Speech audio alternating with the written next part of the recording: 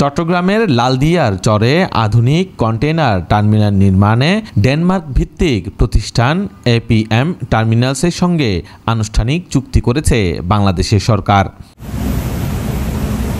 চট্টগ্রাম বন্দরের সক্ষমতা বাড়ানো এবং বৈশ্বিক লজিস্টিক ব্যবহার উন্নয়নের লক্ষ্যে এই গুরুত্বপূর্ণ চুক্তি স্বাক্ষর করা হয়। সরকারি বেসরকারি অংশীদারিত্বের ভিত্তিতে নির্মিতব্য লালদিয়া কন্টেইনার টার্মিনাল নির্মাণ ও পরবর্তী পরিচালনার দায়িত্ব পেয়েছে এপিএম টার্মিনালস।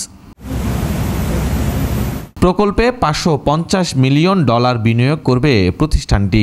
লালদিয়া টার্মিনাল ও পানগাঁও টার্মিনাল নিয়ে নতুন চুক্তি হয়েছে। আগামী মাসে হতে পারে এনসিটি টার্মিনালের চুক্তি।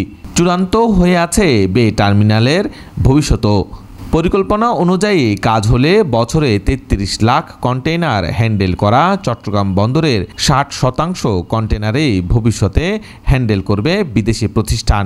চুক্তির শর্তাবলী গোপন রেখেই এই পরিকল্পনা বাস্তবায়ন করা হচ্ছে। চট্টগ্রাম বন্দর ও টার্মিনাল অপারেটর সূত্রে এইসব তথ্য জানা গেছে। ডেনমার্কের পররাষ্ট্রমন্ত্রী একটি ভিডিও বার্তায় বলেন, দীর্ঘদিন ধরে মেয়ারাক্স ও বাংলাদেশের ঘনিষ্ঠ বাণিজ্যিক অংশীদারিত্ব রয়েছে। বাংলাদেশে আসা যাওয়া কন্টেইনার প্রায় 30%ই মেয়ারাক্স পরিচালনা করবে। লালদিয়া টার্মিনালে এপিএম টার্মিনালসের এই বিনিয়োগ বাংলাদেশের ভবিষ্যৎ সম্ভাবনার প্রতি গভীর আস্থার প্রতীক বলে মন্তব্য করেন তিনি। প্রকল্প সংশ্লিষ্ট সূত্র জানায়, 2023 সালের মধ্যে লালদিয়া টার্মিনালের নির্মাণ কাজ সম্পন্ন হবে। এরপর টার্মিনাল পরিচালনার দায়িত্ব পালন করবে এপিএম টার্মিনালস। চুক্তির কার্যকাল 33 বছর, পরে আরও 15 বছর বাড়ানোর সুযোগ থাকবে।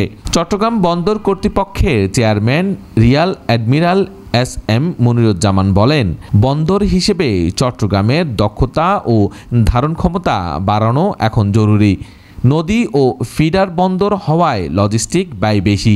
প্রতিযোগিতায় টিকে থাকতে দ্রুত পণ্য পরিবহনের মতো অবকাঠামোর প্রয়োজন। লালদিয়া টার্মিনাল সেই সক্ষমতা তৈরি করবে। তারাচরণ টিপু, বাংলাদেশ লাইভ।